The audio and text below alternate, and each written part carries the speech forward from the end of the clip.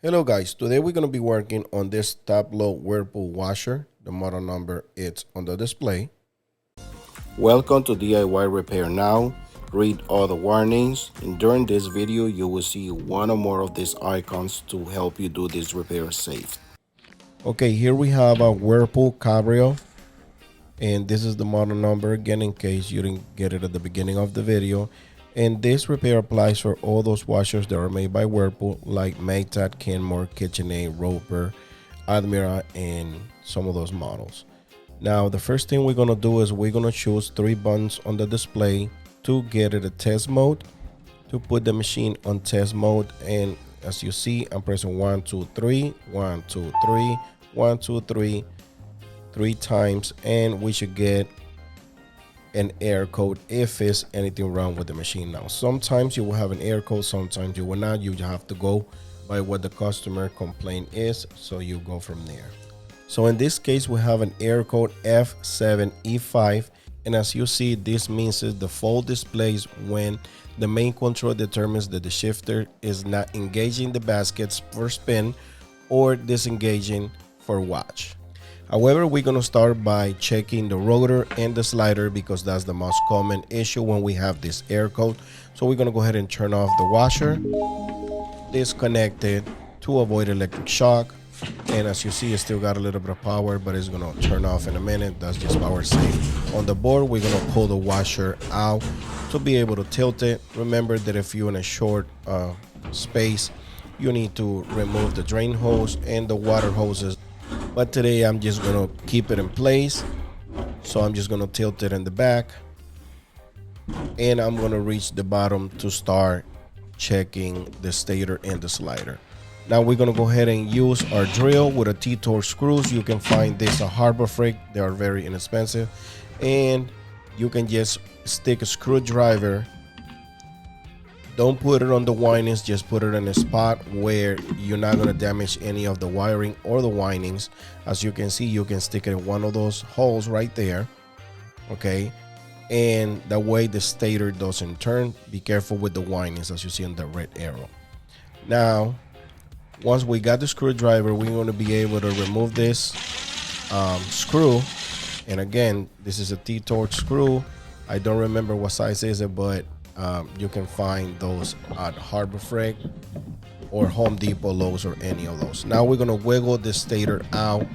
Just, move it side to side, back and forth, because it has a big magnet and a stick very hard on it.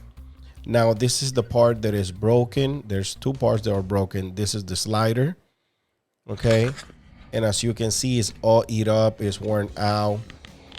And this is the other part where engaged right there. You can see that all those teeth are broken. This is compare, side by side, the 2 parts, they are broken. They were slippering, and that's the reason why it wasn't engaging or disengaging. It was just turning back and forth. As you see, it's kind of melted out because it was slipping and stripping all the time. Now we're going to remove this clamp. This is like a secure clamp that goes here that the secures this spring and the spring in place, and that's how we remove the slider.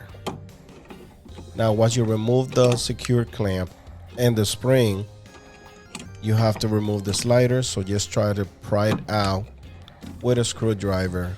I'm using a very small screwdriver, and as you can see, this is the part that is broken. As you can see right there, like I said before, it's gonna melt because it was slipping. They're both plastic, and I don't know why they make this out of just plastic, because this is what happens. And apparently this is a common part that goes bad. This is the slider, and this is the part number right there. This is all the pieces that comes in the bag, and we're gonna go ahead and install the new slider.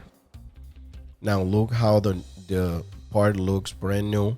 All the teeth are good, and look at the old one on the left, all worn out. That's comparing the parts side by side, the new one and the broken one. Now once we got it in place, we're gonna put the spring. This is a brand new spring that comes in the bag as well. It comes in a kit. And we're gonna go ahead and put the secure clamp. That way the spring stays in place and it's not coming out. Once you start working on it, you will see that that clamp has a special spot for him right there. And once you put it in the spot, it will not move at all. The spring will stay in place the way it's supposed to. Now keep in mind that this spring can fly away if you not be careful once you start putting on, because it has some pressure on it. Now this is the screwdriver that I'm working on, and I'm just making sure it's secure all the way around, because if it's not in place, it's gonna give you an issue. So just make sure and check that all the way around the spring it's in the slot. As you see right there, I'm just making sure that it's not coming off easy and that is where it should be. Now I'm just trying to pull it out to see if it will come out with my fingers, but it doesn't. This is the new rotor. The part number it's on the display, and you can find these two parts in the link in the description of this video. So we have to replace both, because as you can see, this one is also broken. So we're gonna go ahead and compare this new one to the old one. As you can see the difference, especially in this picture that I'm gonna show right now. You can see them side by side. This is the new one. You see all the teeth very good, and then the old one, they're all broken and worn out. Now we're gonna go ahead and perform the installation of this rotor. And as you can see, the magnet grabs it right quick. You just have to wiggle it the way it engages to the male-female connection right there with the other piece that comes from the washer. Now this is a T-Torque screws, as I said before, and it has a lock nut in there. So go ahead and use a lock nut if you have some, but this one still has some in there, and I didn't have any, but I made sure it was very tight. Now remember, like I said at the beginning of the video, go ahead and set the screwdriver in a spot where you don't damage the windings, and that should do the trick to hold the rotor in place while you tighten the screws. As you see, drill does the trick. And now we're gonna go ahead and set the washer back in place like so. Also, you gotta make sure the washer is level. Go ahead and plug the washer in and adjust the legs on the washer. In this case, this one was rocking for some reason, so I just make sure the washer is level to go ahead and start testing if everything is working fine. So just keep that in mind. Now we're gonna go ahead and turn it on and put any settings. I'm gonna do a quick wash, 38 minutes, and go ahead and press play. You have to hold the button to press play. And over here, I got the camera of looking inside the washer. You can barely see there, but you're gonna be able to see when the washer starts doing the sensing mode, and right there is already sensing. As you can see, it's already engaged, which that's a good sign for sensing. So it wasn't doing that before, it was just popping the air code. Now if you want to find the paperwork, go ahead and put your hand through this area, and it will be inside the washer on the left corner, the left top corner. Yes, it will be a bag there with the paperwork if you haven't any other air codes.